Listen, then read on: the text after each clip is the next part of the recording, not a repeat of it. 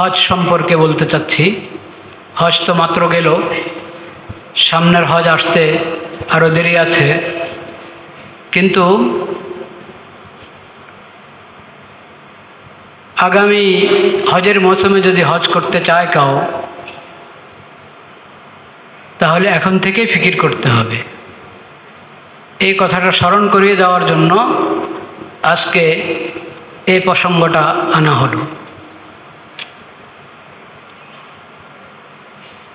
হজের নিবন্ধনের সময় খুব বেশি বাকি নেই, সেজন্য যাদের উপর হজ ফরজ কিন্তু ফরজ হজ আদায় করা হয় নাই, তাদেরকে বিশেষভাবে স্মরণ করিয়ে দিচ্ছি যে অতি দ্রুত হজের পাকা নিয়ত করা এবং আগামী দুলহজেই যাতে হজ করা যায় সেজন্য এখন থেকে ব্যবস্থা গ্রহণ করা। কারণ হজ ফরজ হওয়ার পর কোনো যৌক্তিক ওজর ছাড়া, শরীয়ত সম্মত ওজর ছাড়া বিলম্ব করা গুনাহ। হজ ফরজ হওয়ার মানে হলো বাইতুল্লাহ শরীফ পর্যন্ত পৌঁছার ব্যবস্থা আছে, হালাল অর্থ দিয়ে বাইতুল্লাহ পর্যন্ত আমি পৌঁছতে পারি সেই ব্যবস্থা আছে, এবং শারীরিকভাবে সুস্থ। বাস, যে শারীরিকভাবে সুস্থ, বাইতুল্লাহ পৌঁছার আর্থিক সচ্ছলতা তার আছে, তার উপরে হজ ফরজ। নগদ ক্যাশ থাকতে হবে এমন কথা না, অনেকগুলো জমি আছে, ফ্ল্যাট আছে, প্লট আছে, কোনো একটার বিক্রি করলে ওটার অংশ বিশেষ দিয়েই নিজের না নিজের পুরো পরিবারের হজ হয়ে যেতে পারে।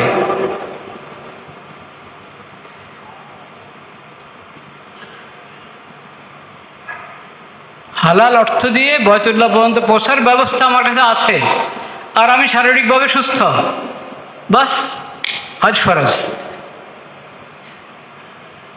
এই অবস্থা যখন আমার, এরপরে প্রথম যুলহজে আমার উপরে হজ ফরজ। আর্থিক সচ্ছলতা আছে, সুস্থতা আছে, বাস প্রথম যুলহজে আমার উপর হজ ফরজ। আমি যত দেরি করব তত গুনাহ হতে থাকবে, যত দেরি করবে তত গুনাহ হবে। হজ ফরজ হয়ে যাওয়ার পর বিলম্ব করতে নাই, অজুহাত দাঁড় করতে নাই, বাহানা খুঁজতে নাই, কারণ বাহানার তো শেষ নাই। অযৌক্তিক ওজর, বাহানা বলতে অযৌক্তিক ওজর, বানানো ওজর, কৃত্রিম ওজর, ওগুলোর শেষ নাই। গত বছর কিছু কথা বলা হয়েছিল এই বিষয়ে। এখনো মেয়ে বিয়ে দিই নাই, ঘরে মেয়ে রেখে কিভাবে যাই, ঘরে মেয়ে রেখে কত সফরে করে ফেলে। ঘরে মেয়ে আছে কেন, তার দ্রুত বিবাহের কেন ব্যবস্থা করছেন না? বিয়ের ইবাদতটা তো আল্লাহ তাআলা অনেক সহজ করেছেন, অনেক সহজ করেছেন আল্লাহ তাআলা। আমরা নিজেদের থেকে অনেক ফর্মালিটি যুক্ত করেছি বিয়ের সঙ্গে, সে কারণে বিয়ে কঠিন। শরীয়তে বিয়ের ব্যাপারে যে বিধান দিয়েছে ওটা তো অনেক সহজ।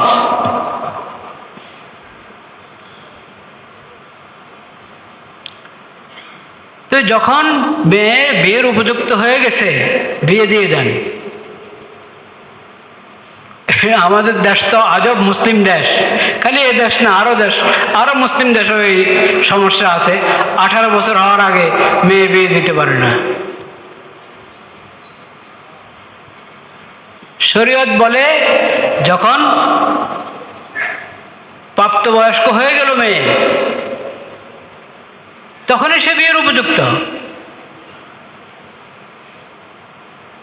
নামাজ ফরজ হয়ে গেছে তার উপর, মাসিক যেই মেয়েদের প্রাকৃতিক যেই ওজর এসে থাকে প্রতি মাসে, সেটা শুরু হয়ে গেছে। ওটা তো কারণ 9 বছর বয়সে হয় কোনো মেয়ের, 10 বছর 11 বছরও হয়, তখনই তার উপর নামাজ ফরজ। ও শরীয়তের ভাষায় বালেগা, প্রাপ্তবয়স্ক, সে বয়স্কা।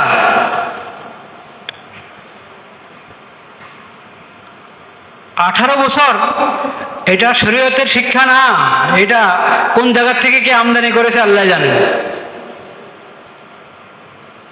ছেলের বয়স 25 হতে হবে বিয়ের জন্য। এগুলো সব মন গড়া আইন এগুলা। 25 বছরে বিয়ে দেন আপনার ছেলেকে, আপত্তি নাই। 25 বছরের আগে দেওয়া যাবে না, এটা হলো হস্তক্ষেপ শরীয়তের বিধানে। শরীয়ত তো বলে নাই যে 25 হতে হবে না, 24 হতে হবে না, 26 হতে হবে, উন্মুক্ত।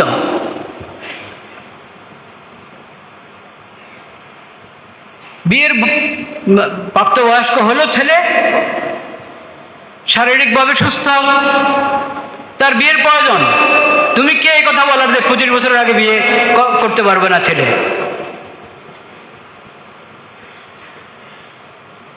মেয়ের বয়স হয়েছে, নামাজ ফরজ হয়ে গেছে, তার উপর পর্দার বিধান এসে গেছে, তুমি বলছো যে না 18 বছর পর্যন্ত বসায় রাখো। একজনে যাও একটু সাহস করে 16 বছরের কথা বলেছিল, সেটাও মানাতে পারে নাই। কিভাবে মানাবে? শরীয়ত ছেড়ে অন্যদিকে গেলে তো আর কোনো মানদণ্ড থাকে না, যে মানদণ্ডের ভিতরে একজন ভিত্তিতে একজন আরেকজনের কথা গ্রহণ করতে পারে। শরীয়তে তো সে মানদণ্ড যে শরীয়তের বিধানের সামনে সবাই শিরোধার্য, সবাই তার মাথা নত করবে শরীয়তের বিধানের সামনে। শরীয়ত ছেড়ে ডানে বামে যদি ঘুরো তাহলে কখনো তো শান্তি আসবে না, কখনো নিরাপত্তা আসবে না, বিশৃঙ্খলা, অশান্তি চলতেই থাকবে।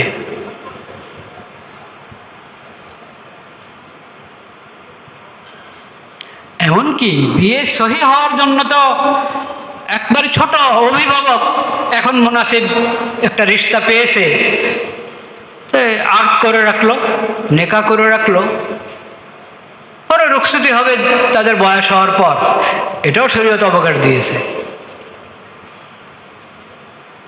অভিভাবকের তত্ত্বাবধানে বিয়ে হওয়া এটা বাঞ্ছনীয় অবশ্যই। আজকাল যে পাগলামি চলছে আমাদের সমাজে, একদিকে বিয়ের ব্যাপারে কত ধরনের প্রতিবন্ধকতা সৃষ্টি করে রেখেছে নিজেদের থেকে, আর অন্যদিকে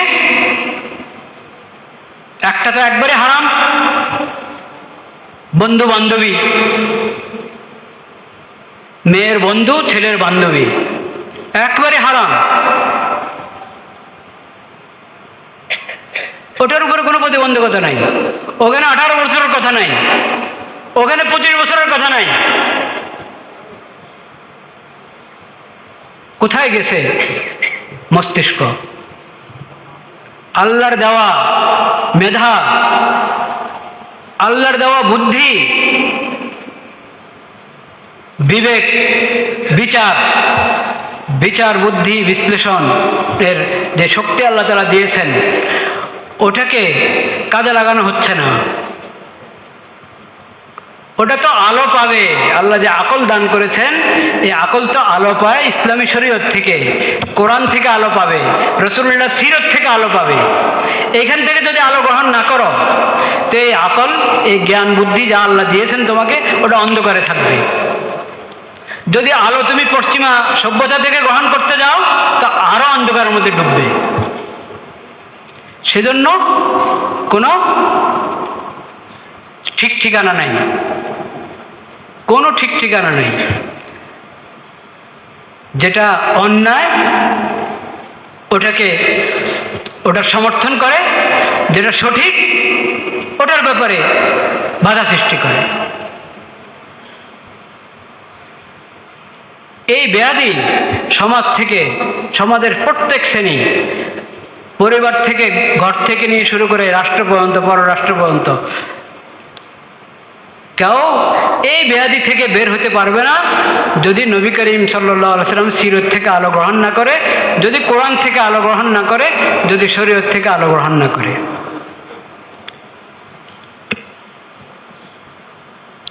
আমি তো বলতে চেয়েছিলাম হজের কথা। তো হজের মধ্যে অনেকের মুখে এটা শুনেছি, হুজুর মেয়ে বিয়ে দিতে পারে না, মেয়ে রেখে কিভাবে হজে দেয়? মেয়ে রেখে আপনাকে হজে যেতে হবে। হজ ফরজ হয়েছে, মেয়েকে বিয়ে দেন সুযোগ পেলে। যদি সুযোগ হচ্ছে না, মেয়ে ঘরে রেখে দেন, তার ঘরে সে নিরাপদে থাকবে ইনশাআল্লাহ। আপনি হজ করেন, হজে ওখানে গিয়ে আল্লাহর কাছে বলেন, আল্লাহর কাছে দোয়া করেন, আল্লাহ আমার মেয়ের জন্য ভালো পাত্র মিলিয়ে দেন।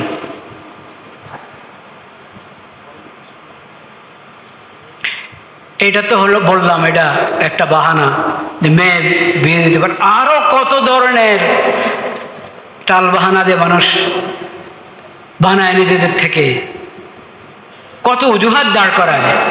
এই কোনো অজুহাতের কোনো ধর্তব্য নেই, কোনো ধর্তব্য নেই। মক্কায় পৌঁছার রাস্তা নিরাপদ, আপনি সুস্থ, ওখানে পৌঁছার অর্থ আছে, আপনার ব্যবস্থা আছে, নিজের অর্থ আছে, কেউ হাদিয়া দিয়েছেন, মিরাসে পেয়েছেন, উত্তরাধিকারে পেয়েছেন, হিসাবে পেয়েছেন, সর্ব অবস্থা আজ ফরজ। বাপ ইন্তেকাল করে গেছে, নিজেদের অর্থ নয় ভাইদের, কিন্তু মরহুম যিনি, ওনার সন্তান যারা, উনি অনেক জায়গা জমি রেখে গেছেন, ওগুলো বন্টন করে না। আরে ওগুলো বন্টন করো, বন্টন করলে দেখবো তোমার উপরে হজ ফরজ। ওগুলো বন্টন করলে তোমার বাকি ওটুক পড়ে, ওটুকু তোমার উপরে হজের পরে আরো কত কিছু থাকবে, চিন্তাই করে না মানুষ, বের করে না। অনেকের উপরে জাকাত ফরজ, কিন্তু কিভাবে ফরজ খবরে নাই, হজ ফরজ কিভাবে ফরজ খবরে নাই। এই জুমার বয়ানের আগে সংক্ষিপ্ত সময় 30 মিনিট 40 মিনিটে সব মশলা বিস্তারিত বলা সম্ভব না কখনো। ওগুলো আলাদাভাবে আমাদেরকে ফতোয়া বিভাগে যেতে হবে, আলেমদের মজলিসে যেতে হবে, আলাদা করে সাক্ষাৎ করতে হবে এবং জানতে হবে, নিজের পুরো পরিস্থিতি সামনে পেশ করে বুঝতে হবে, যদি আমার উপর হজ ফরজ হয়ে থাকে আমি বিলম্ব করব না। হজ ফরজ হওয়ার পরও যদি কেউ বিলম্ব করে, সে তার অর্থ দাঁড়ায় হলো আল্লাহ রাব্বুল আলামিন তাকে ব্যবস্থা করে দিয়েছেন তার ঘরে পৌঁছার জন্য, তার ঘর দেখার জন্য, জিয়ারত করার জন্য। হজ ফরজ মানে হলো আল্লাহ তোমাকে ডাকছেন, বান্দা এসো আমার ঘরটা দেখে যাও। মিনা আরাফাত আমার রহমতের প্রতীক, মিনা আরাফাত দেখে যাও, মুজদালিফা দেখে যাও, নবীদের ভূমি দেখে যাও, আমার ঘরটা দেখে যাও, যেটা হেদায়েতের মার্কাজ হিসাবে, রহমতের মার্কাজ হিসাবে সর্বপ্রথম জমিনের মধ্যে যে ঘর প্রস্তুত হয়েছে, সেই ঘরটা দেখে যাও। আল্লাহ আপনাকে ডাকছেন, আপনি বিলম্ব করছেন, কোনো ওজর ছাড়া আপনি বিলম্ব করছেন। এই বিলম্ব করার অর্থ হলো আপনি আল্লাহকে বলছেন, মাওলা সরি আমার সময় নেই, আমি ব্যস্ত। এটা বেয়াদবি কিনা? এজন্য যার হজ উপর হজ ফরজ, একবারে এই যে সামনে যে কয়দিন আছে রেজিস্ট্রেশনের, অতি দ্রুত ব্যবস্থা গ্রহণ করেন এবং প্রথম সুযোগে হজে যান। আল্লাহ সবাইকে তৌফিক দান করেন। দ্বিতীয় যে কথা আরজ করতে চাচ্ছি, নবী করিম সাল্লাল্লাহু আলাইহি সাল্লামের সিরতের আরেক বড় শিক্ষা,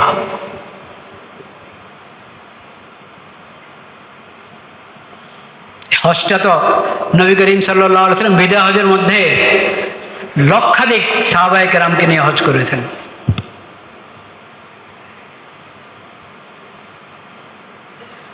সে হজে মিনায়, আরাফায়, বাইতুল্লাহর সামনে কোথায় কি ভাষণ দিয়েছেন সব হাদিসের কিতাবে, সিরতের কিতাবে আছে, কিছু কিছু আলোচনা হয়েছে, পরে আরো হতে পারে ইনশাআল্লাহ। আজকে নবী করিম সাল্লাল্লাহু আলাইহি ওয়াসাল্লামের সিরতের আরেকটি অধ্যায় এর দিকে ইঙ্গিত করতে চাচ্ছি, সেটা হলো জুলুমের প্রতিবাদ। জুলুমের প্রতিবাদ।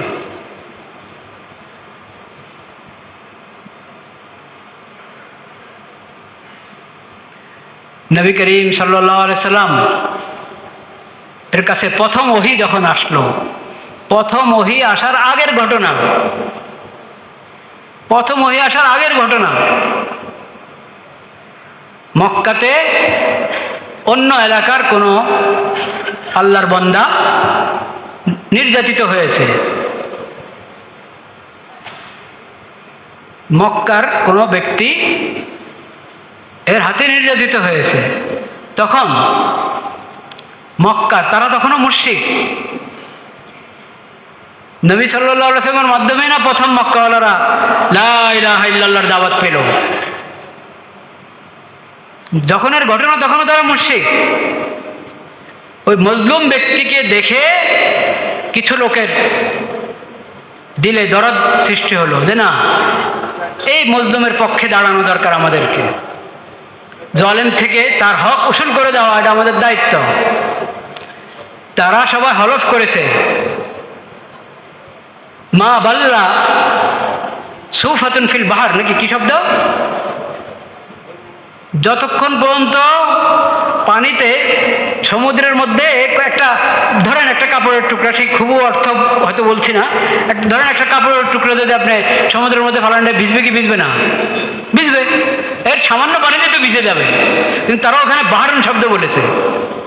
এটা একটা এই প্রবাদ বাক্য বলতে চাচ্ছে, যতক্ষণ সমুদ্রে সামান্য পানি থাকবে ততক্ষণ আমরা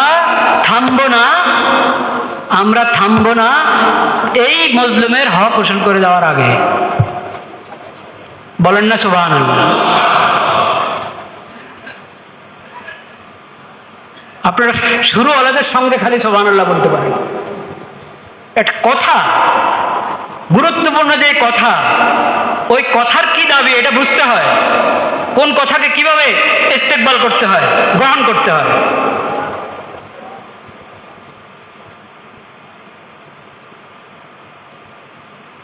মুশরিক কিন্তু মুসলিমের পক্ষে দাঁড়িয়েছে। সেই হলফের মধ্যে নবী করিম সাল্লাল্লাহু আলাইহি ওয়াসাল্লাম ছিলেন, এবং নবী করিম সাল্লাল্লাহু আলাইহি সাল্লাম আল্লাহ যখন নবুয়ত দান করলেন, কোরআন আসলো, হাদিস আসলো, শরীয়ত আসলো, তখন নবী করিম সাল্লাল্লাহু আলাইহি ওয়াসাল্লাম বলেছেন, এখনো যদি এই ধরনের কোনো হলফের দিকে আমাকে কেউ ডাকে আমি সাড়া দিব। কারণ মজলুম যেই হোক তার পক্ষে আমাকে দাঁড়াতে হবে, জালেম যেই হোক তার হাত ধরতে হবে।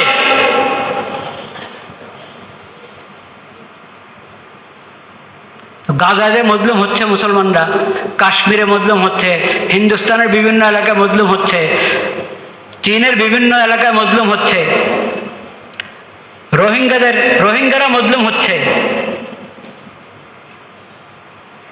এই মজলুমদের জন্য আমাদের দিলে যদি কোনো ব্যথা না থাকে এবং যদি ফিকির না আসে, যে মনে করি তো আমরা মাজুর, আমাদের মনে হয় করার কোনো সামর্থ্য নাই, কিচ্ছু নাই, কিন্তু আসলে কি কোনো না কোনোভাবে আমি কোনো সাহায্য পৌঁছাতে পারি, কমপক্ষে 2 রাকাত সালাতুল হাজাত পড়ি, কমপক্ষে দোয়াই করি, আর খোঁজ করি যে কোনো সূত্র আছে একটু এই মুসলিমদের পাশে দাঁড়ানোর।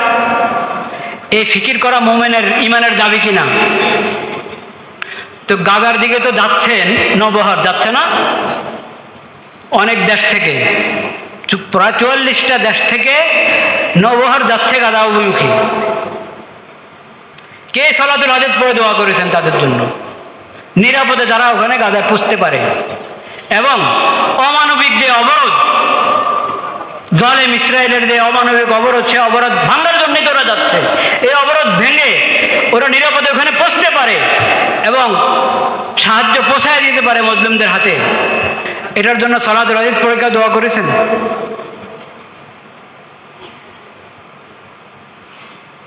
দুই রাকাত সালাতুল হাজাত পড়ে সবাই দোয়া করেন, করলেন তো, ওয়াদা করলেন তো, কমপক্ষে 2 রাকাত সালাতুল হাজাত পড়ে দোয়া করেন যে এই নবহার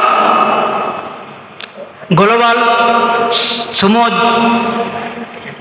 হ্যাঁ, ফ্লোটিলা এটা যাতে নিরাপদ পুষতে পারে গাজায়, নিরাপদভাবে গাজায় পুষতে পারে, তাদের মকসদ সফল হয়, এবং এটা যাতে ইসরায়েলের গালে থাপ্পড় হিসাবে আল্লাহ এটাকে কবুল করে নেন।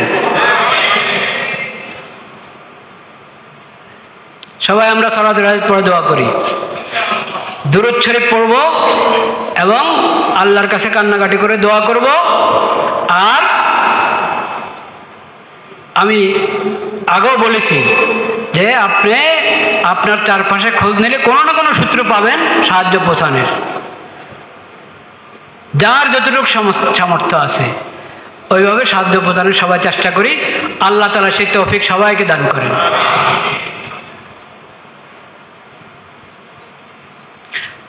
জানি না মুসলিম দেশের শাসকদের এই বিষয়ে তাদের এমনি তো মুখে তো কত কথা বলে। কয়দিন আগে কাতারে জমা হলো সবাই, শুধু মুখের জমা খরচ। আমরা নিন্দা জানাচ্ছি, আমরা নিন্দা জানাচ্ছি। তোমরা নিন্দা তো আমরা জানাবো, আমরা জনগণ, আমাদের যাদের কোনো করার কিছু নাই, আমরা নিন্দা জানাবো। তোমরা নিন্দা জানাবে না তোমরা নগদ ব্যবস্থা গ্রহণ করবে? আরব শাসকদের মুখে এটা সাজে, নিন্দা জানায় তারা। ওআইসির অন্তর্ভুক্ত যত দেশ, সেই দেশের শাসকদের মুখে এটা সাজে, যারা নিন্দা জানায়।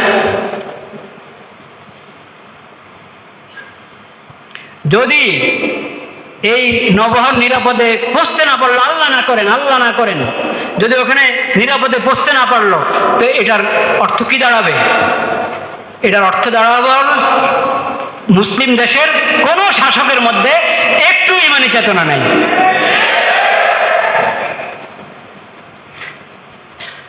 তারা যদি আজকে এক হয়, তাহলে আমেরিকা, ইসরায়েল কারো সাহস হবে না, কারো দুঃসাহস হবে না এই মুসলিম দেশগুলোর মোকাবেলা করতে।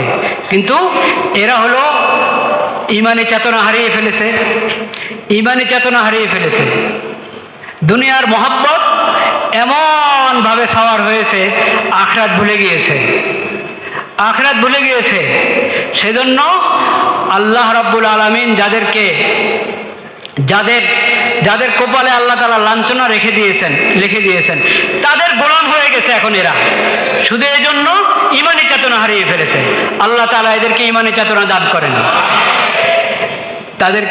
তারা যে গাফলতের যে ঘুমের মধ্যে ওরা শুয়ে আছে, আল্লাহ তাআলা তাদেরকে জাগিয়ে দেন। ওয়া আখিরু দাওয়ানা আলহামদুলিল্লাহি রাব্বিল আলামিন।